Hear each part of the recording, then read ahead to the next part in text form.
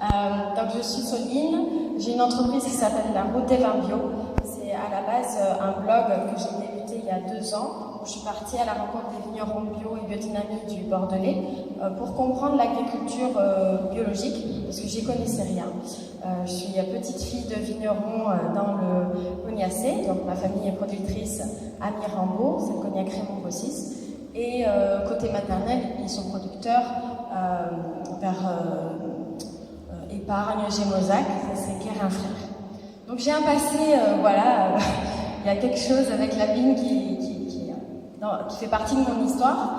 Et l'agriculture, ça m'intéresse beaucoup et j'avais envie de comprendre qu'est-ce que faisait le vigneron bio au quotidien, quelle était la différence dans ses pratiques par rapport à un viticulteur conventionnel. Ma famille produit en culture raisonnée, donc je n'ai pas de... Si elle est comme ça, sinon c'est pas grave. Ouais. Sors-le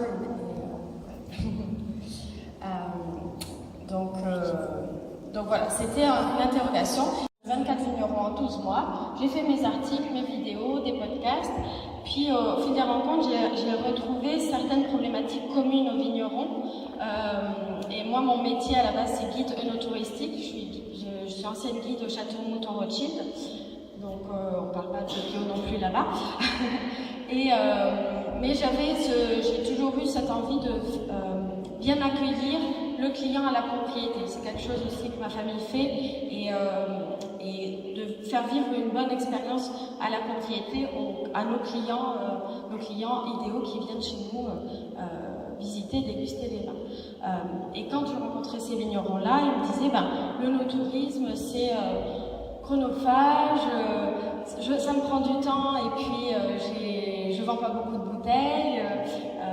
Les gens viennent une fois puis ils reviennent pas. Donc j'essayais, j'entendais, je laissais traîner l'oreille et je me disais il y a peut-être des solutions à tout ça. Moi j'ai pas mal voyagé. L'an dernier j'étais en Australie et Nouvelle-Zélande. Et là-bas j'ai rencontré un vigneron qui m'a parlé d'une solution, d'un procédé qu'il avait mis en place. Et grâce à ce procédé, il vendait toute sa production à ses clients idéaux. Il faisait ni marché, il faisait ni export, il se déplaçait pas, il vendait pas à plein de cavistes. Tous les gens venaient à la propriété acheter son vin. Comment il faisait? Alors, avant de vous donner la réponse, j'ai envie de vous poser pour vous la question. Pour vous, qu'est-ce que c'est l'avenir de la consommation des vins bio ou des vins, ou en tout cas, quel est l'avenir de la commercialisation des vins bio ou des vins pour les gens qui sont dans un autre type d'agriculture? Quel est le marché ou la façon de vendre qui va être la plus efficace dans le futur ou dès aujourd'hui? Est-ce qu'il y a déjà des pistes? On est dans un secteur, vous êtes tous soit étudiants, soit vignerons dans le commerce. Tout le monde vend du vin ici. Qui vend du vin? Ou qui a envie d'en vendre? Voilà. Mais les étudiants, vous voulez pas vendre du vin? Non? Vous voulez le boire, c'est tout. Donc, qui est vigneron ici? Voilà. Et qui étudie le commerce du vin? Non? Vous êtes pas... Ok, d'accord. C'est bon, j'ai mes vignerons alors. Donc vous êtes vigneron, vous avez envie de vendre votre vin et je sais que on va chercher toujours les meilleurs marchés pour les vendre, l'export, mais l'export on est sur des prix très bas, certes il y a de la quantité, mais quand on fait un voyage commercial à l'export, vous savez combien vous coûte le billet d'avion, vous savez combien coûte la chambre d'hôtel, ça va vous coûter du temps aussi, mais vous n'avez aucune idée du résultat. Oui. Il faut parler de son vin. Il faut en parler de son vin. Il faut en parler de son vin. Il faut bien en parler. Comment il est? Exactement. Je pense que chaque vigneron a son histoire, chaque domaine a son histoire. Et aujourd'hui, les consommateurs, ils veulent savoir comment sont faits les produits. Et il y a cette envie d'acheter, de faire un achat émotionnel. C'est-à-dire qu'en France, on a quand même cette tradition culturelle qui est le vin. On boit tous du vin, on ne connaît pas forcément comment il est fait. Et quand on va venir à la propriété, on va avoir une histoire, on va avoir un lien avec ce vigneron qui va faire que quand on va poser la bouteille sur la table, quand on l'aura ramenée à la maison, on aura une histoire à raconter. Et ça aura vraiment un autre impact que de dire « je suis allée au rayon Auchan, j'ai vu l'étiquette, elle était jolie, c'était dans mes prix, je l'ai prise ». Ça, voilà. Donc, c'est ce qu'il y a aujourd'hui. La majorité des gens achètent dans les grandes surfaces. C'est pour ça que je m'adresse principalement aux vignerons qui ont une démarche environnementale. Parce que les gens qui vont acheter des vins qui seront dans cette démarche-là, ils vont avoir un autre mode de consommation. Ils sont déjà en train de changer de consommation, c'est-à-dire qu'ils vont aller dans des magasins spécialisés bio, ou qu'ils vont faire, même si c'est pas bio, au moins une consommation locale. Donc il y a déjà une démarche assez différente. Donc moi, ce que je vois comme avenir de la commercialisation des vins bio ou des vins dans une démarche environnementale, c'est d'aller chercher des parts de marché de la grande surface. Et ces gens qui veulent consommer du vin bio, ils vont aller l'acheter directement au propriétaire. Et le propriétaire, c'est là où il va faire le plus de marge. Quand je demande aux vignerons où est-ce que tu marges le plus, ils me disent quand je vends en direct. On est d'accord ? Mais on se dit, c'est chronophage, ça prend du temps, les gens m'achètent le vin, nanana. Ouais, mais peut-être que tu n'as pas les bonnes personnes en face. Voilà. Et en fait, quand on parlait de l'histoire, monsieur, vous nous avez dit, il faut en parler de son vin. Quand vous avez vos clients en face et qu'ils écoutent votre histoire, vous n'avez même pas besoin de leur dire le prix, en fait, presque comment il est fait, c'est en plus, mais c'est surtout vous et qui vous êtes et l'identité de votre entreprise qui vont acheter. C'est comme si vous achetez un shampoing d'une marque ou une boisson, ou je ne sais pas, une paire de chaussures, vous allez acheter peut-être une marque parce qu'elle va correspondre à des valeurs qui sont communes aux vôtres. Voilà, aujourd'hui on achète avec l'émotionnel. Donc c'est ça que j'invite à faire et il faut savoir aussi que la consommation des vins bio va doubler d'ici 2022. Aujourd'hui, il y a 10% du vignoble français qui est bio et d'ici 2022, on sera aux alentours de 30%. Donc il y a déjà de la conversion au niveau du vignoble, mais il y a la conversion aussi au niveau des consommateurs qui est en train de se faire. Parce qu'il y a des gens qui aiment le vin, mais qui ne connaissent pas. Et ces personnes-là, quand elles vont vouloir s'y mettre, elles vont vouloir comprendre comment ça se fait. Donc comment ça se passe pour vendre en direct à son client idéal? Déjà, moi, je propose une méthode pour... voilà, je n'ai pas tout dit sur mon activité, mais j'accompagne les vignerons bio à développer l'accueil à la propriété en faisant du coaching et l'accompagnement, soit en présentiel ou à distance. Donc, j'utilise une méthode pour vraiment aller chercher son identité, ses valeurs, son pourquoi, la vision de son entreprise. Parce que souvent, j'ai des gens aussi qui me disent « moi, je vois mon entreprise, je vois mon vin partout dans le monde ». Donc ça, c'est une vision. Et il n'y a aucun souci avec ça, parce que ça vous donne de la notoriété, mais il faut être prêt à vouloir investir beaucoup d'argent et de temps dans les voyages, etc. Donc pour ceux qui n'ont pas tout cet argent à investir dans l'export, il y a déjà beaucoup qu'on peut faire avec sa propriété en investissant, en faisant des fois peut-être quelques travaux d'aménagement pour accueillir du public. Et au final, vous avez... ce que vous investissez dans votre pierre à la propriété, personne ne vous l'enlèvera. Si vous le revendez, ce sera toujours quelque chose que vous aurez amélioré pour vous et pour votre entreprise. Quand on investit en soi, que ce soit une personne, quand on apprend quelque chose, personne ne peut vous l'enlever. D'apprendre une langue, si vous investissez un cours avec un professeur d'anglais, le cours, personne ne pourra vous enlever la valeur de ce que vous êtes capable de dire en anglais. Là, c'est pareil pour votre entreprise.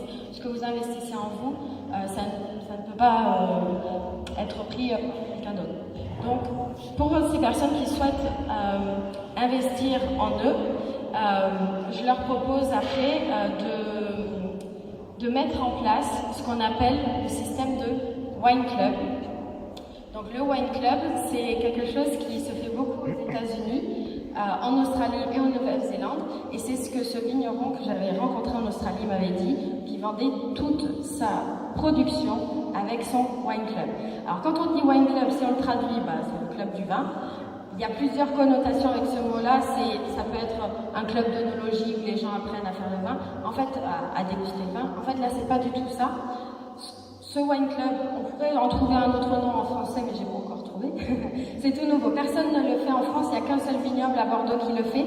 Et la personne qui l'a mis en place m'a dit, je vends toute ma production avec mon wine club. Je lui ai dit, bon, ça va, ça va marcher ce truc. Et en fait, le wine club, c'est qu'on va proposer aux consommateurs de s'abonner à votre vignoble. Aujourd'hui, le système des box sur Internet, je ne sais pas si vous connaissez, où on propose aux gens de s'abonner et de recevoir soit 2 bouteilles par mois, soit ils ont un abonnement sur 6 mois, ils reçoivent un carton par mois. Enfin, voilà, il y a plusieurs systèmes d'abonnement. Soit c'est une entreprise, soit c'est une plateforme sur Internet qui fait une sélection de vins et vous ne savez pas les vins que vous recevez chaque mois, c'est un peu surprise. Soit c'est un système où vous sélectionnez le carton que vous voulez, les vins, et vous choisissez votre panache. En fait, et vous pouvez avoir des vins de toute la France et du monde entier en fonction des différentes plateformes. Donc déjà ça pour les vignerons qui sont là, il y a des plateformes en ligne, je vais vous donner des noms comme Pinot Bleu, qui est spécialisé dans les vins qui sont dans une démarche environnementale, biodynamie ou HVE3. Il y a le Petit Ballon, il y a les grappes, voilà, c'est des sites internet qui sont spécialisés. Et donc une fois qu'on... donc ça c'était pour vous expliquer le concept de vente en ligne. Donc nous, comment on peut l'adapter au vignoble? Tu as fait une petite visite. Maintenant je te propose, si tu veux, d'adhérer au Wine Club et de devenir membre du vignoble, membre de notre famille un petit peu.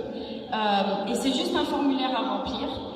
Avec le vigneron, quand je fais mon accompagnement, on va décider quels vont être les niveaux d'abonnement. C'est-à-dire que le premier niveau, ça peut être le consommateur va s'engager à acheter 3 fois par an 3 bouteilles. Ça, c'est le premier niveau. Voilà, c'est un peu plus d'un carton, voilà, 9 bouteilles par an pour des petits budgets qui n'ont pas forcément la place de stocker aussi du vin. Il ne faut pas oublier que il y a 2 grosses problématiques du client aujourd'hui pour acheter du vin. C'est d'une part qu'il ne sait pas choisir son vin, le français ne sait pas choisir son vin, et il n'a pas de place pour stocker. Donc en tant que vigneron, oui, on aimerait vendre 18, 24, allez, 72 bouteilles d'un seul coup, mais les gens, s'ils n'habitent pas la campagne, qu'ils n'ont pas une cave, ce qui est pas tout le monde n'a pas ça chez lui, ben, c'est un peu compliqué. Donc en fait, il faut réfléchir pour le consommateur et lui faciliter l'achat pour qu'il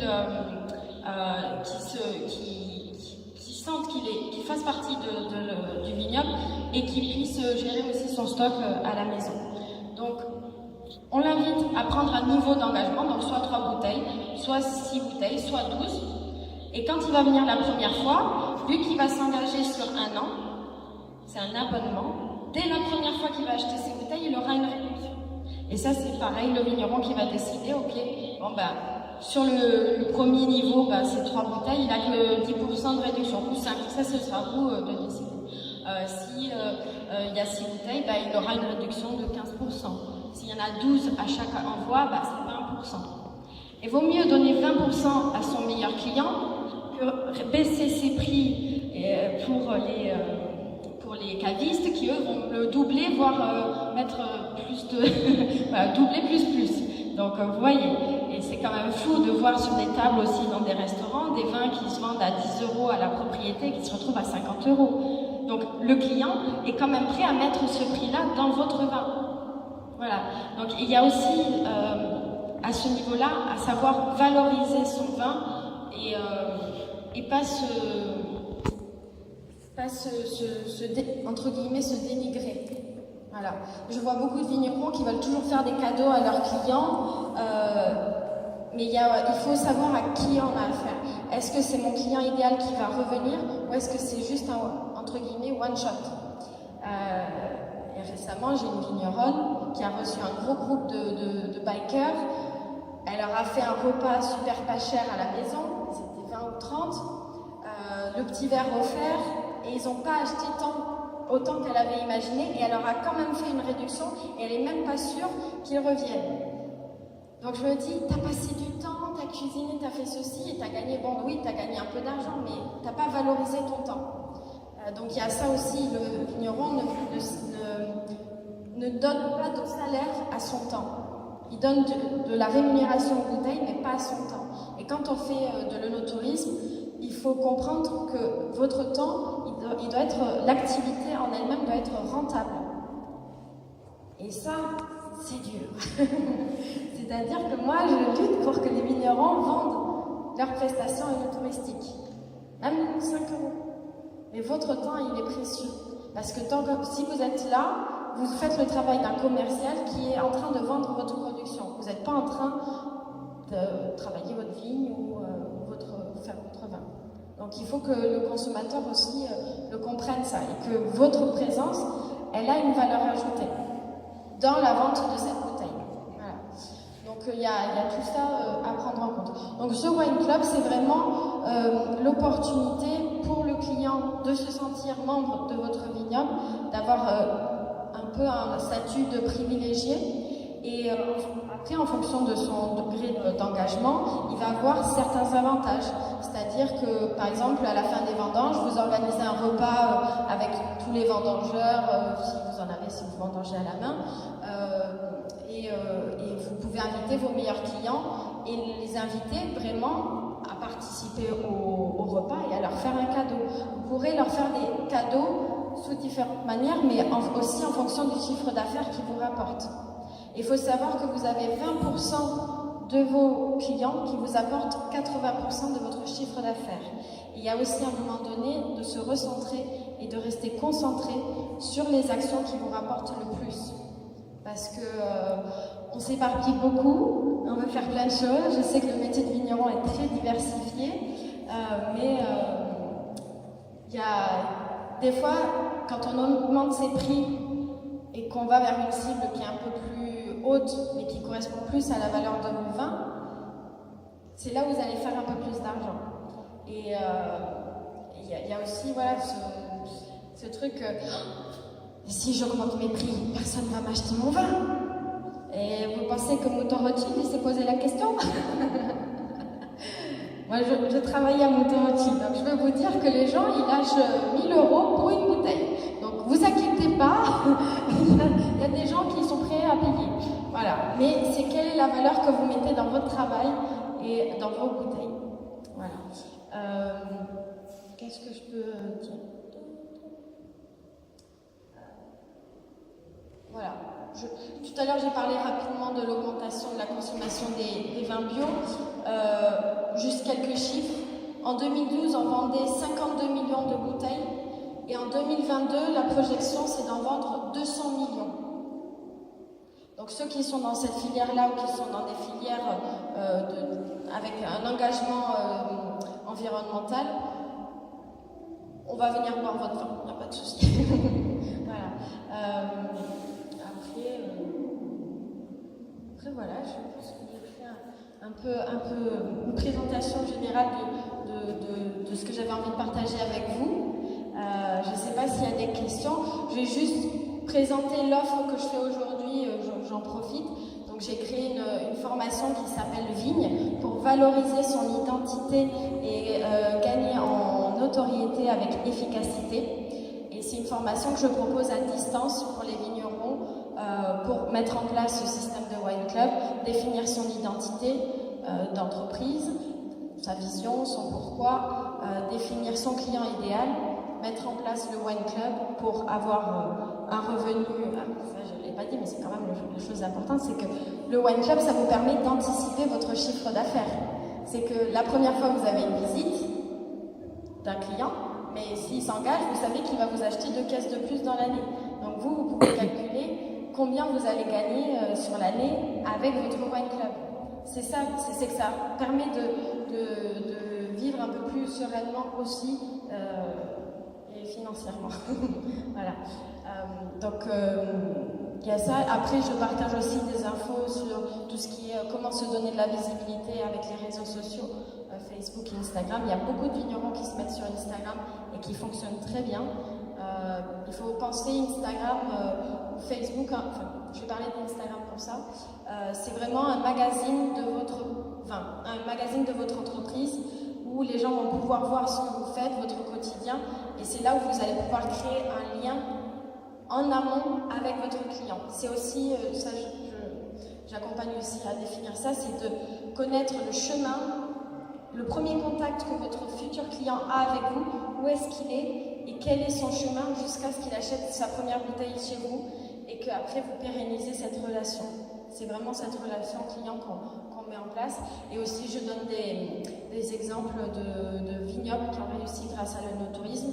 Je connais un petit vigneron qui vend je dis petit, c'est pas qu'il est petit, il est très grand, mais il a 5 hectares et il vend 15 000 bouteilles à la propriété. Mais il vend des vins, il a décidé de faire un choix sur les prix. Il vend des vins entre 8 et 12 euros à la propriété et qui vont se retrouver à 14 euros dans un caviste. Donc pour un consommateur, c'est toujours mieux d'aller à la propriété aussi. Et il a décidé de ne pas augmenter ses prix, c'est un choix, parce qu'il connaît sa clientèle et il sait que les gens viennent chez lui pour acheter du vin. Voilà. C'est aussi définir, quand on fait de l'œnotourisme, est-ce que je fais de l'œnotourisme pour la notoriété de mon entreprise, pour de la visibilité, ou est-ce que je fais de l'œnotourisme pour vendre mes bouteilles? Qu'est-ce que je fais pour que mes clients viennent facilement acheter? Et voilà, puis il y aura plein de bonus, plein de pépites au fur et à mesure de la formation, de cet accompagnement. Voilà, c'est pour la petite présentation. Merci de m'avoir écouté. Je vais répondre aux questions s'il y en a. Est-ce qu'il y a des questions? Vous travaillez beaucoup pour des vendeurs de vin, rouge, blanc, pour des vendeurs de vino, spiritueux, liqueurs. Vous en faites aussi? C'est plus difficile de votre bouteille de cognac de vendre une bouteille. Alors, merci pour la question. La question, je la redis pour la vidéo, c'est est-ce qu'on peut faire la même démarche pour les vendeurs de pinot et de cognac?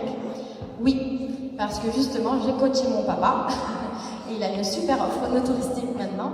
Donc, l'objectif, c'est vraiment de définir son identité d'entreprise et sa vision. Et moi, un des conseils que je lui ai donné, c'est qu'il a un cognac de 40 ans d'âge qui vend 70 euros. Et quand il a ses revendeurs, les cavistes, il est minimum à 120 euros. Je lui dis, il n'y a pas un petit problème là? Tu as juste à monter de 30 euros ta bouteille. Et là, tu auras peut-être les vrais clients qui veulent ce type de cognac. En fait, c'est d'aller se mettre à la place de son client idéal. Mais votre client idéal, on va le définir par rapport à vous. Je ne vais pas vous inventer des clients, des Chinois, des machins qui auront qui n'auront pas envie d'acheter vos produits. En fait, il faut que, avec votre identité d'entreprise, avec vos valeurs, voilà, les valeurs de l'entreprise familiale, il y a la valeur de la famille, la valeur du travail, la valeur du patrimoine, de garder ça dans la famille, d'honorer le terroir. Il y a des valeurs qui peuvent ressortir et vous allez avoir des gens en face qui vont rechercher ce type de produit, qui vont rechercher ce type, par exemple, pour un cognac de 40 ans d'âge, d'une propriété familiale. Cette année, on fête les 100 ans. Je peux vous dire qu'il y en a des consommateurs de spiritueux, de rhum, de cognac, de gin, qui vont vouloir chercher ces pépites. Mais c'est savoir aussi trouver quelle est votre valeur ajoutée, quelle est dans votre entreprise quelque chose qu'on peut réélever et de redéfinir une stratégie en fonction de ça. C'est pour ça que j'appelle aussi ça du coaching, parce que souvent, on oublie où est-ce qu'on a de la valeur en tant qu'être humain et notre entreprise aussi. Je sais que ma famille, par exemple, ils se sont spécialisés dans le pinot aussi, ils font les deux. Et le pinot, une bouteille de pinot, on la vend 9 euros, 11 euros si on peut. Une bouteille de cognac, c'est 100 euros. Je lui ai dit, tu te concentres, tu as besoin de 30 000 euros de chiffre d'affaires, tu te concentres sur 300 clients. 300 clients. Est-ce que c'est possible sur une année d'avoir 300 clients qui vont t'acheter une bouteille à 100 euros? Ouais. Mais c'est-à-dire qu'il va falloir se concentrer sur ça. C'est-à-dire qu'il va falloir arrêter de vouloir vendre du pinot rosé à 11 euros. On le laisse se vendre, entre guillemets, tout seul. Ça, c'est la stratégie qu'on a mis en place pour cette entreprise parce que c'est leur valeur ajoutée. Mais c'est important d'aller dans chaque entreprise définir quelle est votre valeur ajoutée et qu'est-ce que vous aussi vous avez envie de faire. Parce que c'est pas aller si vous n'avez pas envie de faire d'export, par exemple avec ma famille, c'est ce qui s'est présenté, quand je leur ai demandé c'est quoi votre vision de l'entreprise, ben, la vision c'était de faire de l'onotourisme, d'accueillir et de vendre à la propriété. Ils l'ont toujours fait, c'est leur identité, ils veulent continuer. Voilà. Et c'est aussi qu'est-ce que j'ai envie de faire vivre à mes clients et qu'est-ce que moi aussi j'ai envie de faire, parce qu'il y en a qui ne sont pas du tout prêts à faire de l'accueil à la propriété, il y en a qui ne veulent pas du tout vendre en direct, et bien on trouve une autre solution. Mais c'est vraiment de partir de vous. Donc après, et de valoriser ça.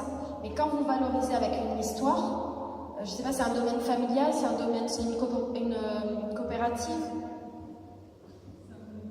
Un domaine familial, ok. Et vous faites déjà de l'accueil à la propriété?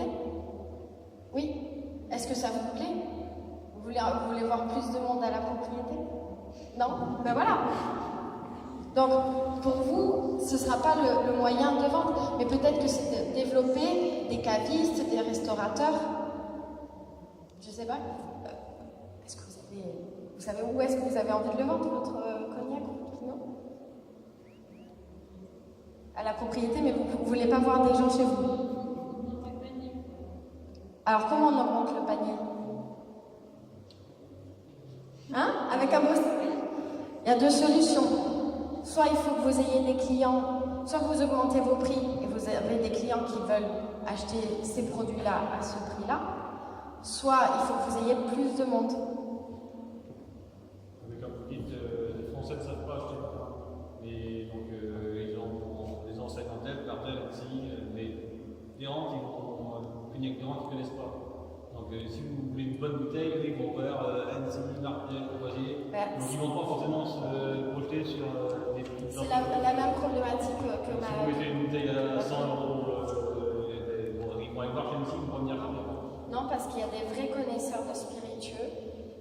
Regardez ce qui se passe avec le whisky. Les gens, ils veulent ce qu'on appelle single estate. C'est quoi un single estate? Ça veut dire que ça vient que d'une seule propriété. En cognac, on n'a pas ce concept-là.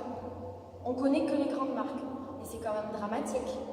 Parce qu'il y a plein de vignerons qui font du single estate, qui sont une propriété familiale, qui ont des très vieux cognacs, qui ont un produit artisanal fait de A à Z. Là, vous avez une histoire. Ça se vend, enfin, ça se vend tout seul. C'est juste de réfléchir à son client, de le visualiser et de l'attirer. Donc après, il y a plusieurs axes. C'est comment je me fais connaître, comment je les invite chez moi, quelle est l'expérience que je leur fais vivre à la propriété.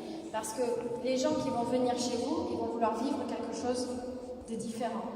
Que si vous allez à Annecy, je ne sais pas si vous avez déjà fait la visite d'Annecy, mais c'est un musée, hein, il ne se passe rien, on ne voit rien. On voit des trucs qui ne sont pas en vie, c'est un musée. Et si je suis sûre, si on vient chez vous, on va voir la vie, on va voir que tout le monde travaille, enfin je ne sais pas si tout le monde travaille sur la propriété, mais peut-être que vous vivez sur la propriété. Donc, vous voyez, c'est une autre atmosphère. Il y a des gens qui vont vouloir vivre cette expérience-là. Mais c'est vraiment de se positionner avec votre histoire et qu'est-ce que vous avez envie de partager avec votre clientèle. C'est pas aussi... c'est pour ça que c'est une question de positionnement. Faut pas faire quelque chose que vous n'avez pas envie de faire. Ça, c'est sûr que les vignerons, ils ne le font pas. Mais des fois, on va chercher, on va se dire, là...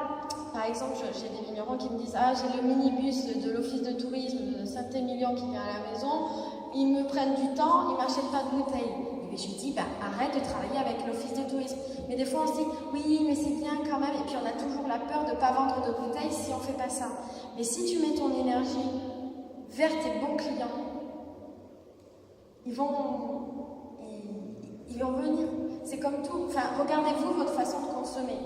Où est-ce que vous achetez, où est-ce que vous dépensez votre argent?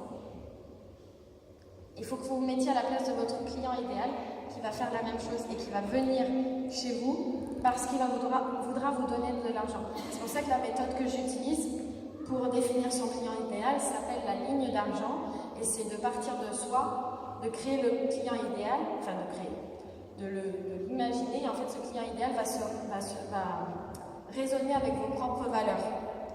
Je sais que si je vous demande, c'est toute la famille, les quatre? Si je vous demande vos valeurs, je suis sûre que vous avez des valeurs en commun. La culture, le bien-être au travail. Et si vous mettez ça en avant dans votre présentation, dans vos plaquettes, sur une page Facebook, vous parlez de vos valeurs, vous allez avoir en face des clients qui, eux, dans leur quotidien, ils travaillent peut-être en famille, ou ils ont peut-être une passion en commun avec vous, je sais pas. Moi, je sais que mon père, une fois, il m'a raconté, eux, dans ma famille, ils aiment bien le foot. Je sais pas s'il y en a qui connaissent Maxime Bossis. et en fait, des fois, il connecte avec des gens qui viennent à la propriété et qui adorent le foot. Mon père, maintenant, il est entraîneur de foot. Et quand vous êtes bien avec vous et que vous valorisez votre identité, vous allez vous rendre compte que vous avez en face de vous des gens qui vont partager les mêmes valeurs. Et ils n'auront aucune difficulté à vous donner de l'argent, parce qu'ils vous achèteront vous plutôt qu'un autre vignoble. Mais c'est pour ça qu'il faut oser, c'est un peu montrer des fois sa vulnérabilité, partager son histoire. Moi je sais que mon papy, il a 89 ans, il partage l'histoire de la famille. Quand les gens viennent, vous pouvez passer 3 heures à la propriété, vous ne savez toujours pas comment on fait le cognac, mais vous connaissez toute l'histoire de la famille. Ça c'est sûr. Donc c'est ça. C'est vraiment partir de son identité pour trouver son client idéal et avoir du plaisir dans ce qu'on fait aussi. C'est pas s'imposer des choses, s'imposer des stratégies, marketing, de machin qu'on vous impose. L'objectif c'est de partir de soi pour rencontrer des personnes avec qui on a envie de travailler. C'est comme quand on crée une entreprise, on a envie de s'entourer d'employés qui sont sympas, avec qui on a envie de bosser. Et vos clients, c'est les mêmes. On veut rencontrer des gens avec qui on a envie de bosser. Voilà. Est-ce que j'ai un peu répondu? Est-ce que je vous donne envie de vous mettre en valeur? Ouais. Est-ce qu'il y a d'autres questions? Bon, alors je vais clôturer cette petite conférence. Je vous remercie de m'avoir écouté. C'était ma première conférence, alors merci beaucoup. Merci. Et c'était pas du tout prévu en plus de faire quelque chose complètement différent, mais je suis très contente d'avoir partagé ça avec vous. Donc, je m'appelle Soline Bossis de la Route des Vins Bio. Si vous voulez des informations sur la formation, l'accompagnement que je propose, comme je le disais, je suis spécialisée dans les vins bio, mais la stratégie que je propose, elle va pour tout le monde.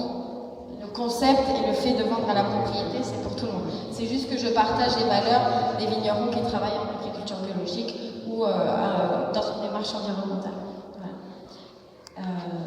Et donc vous pouvez me retrouver sur Instagram, La Route des Vins Bio, et sur Facebook. Voilà. Merci à vous.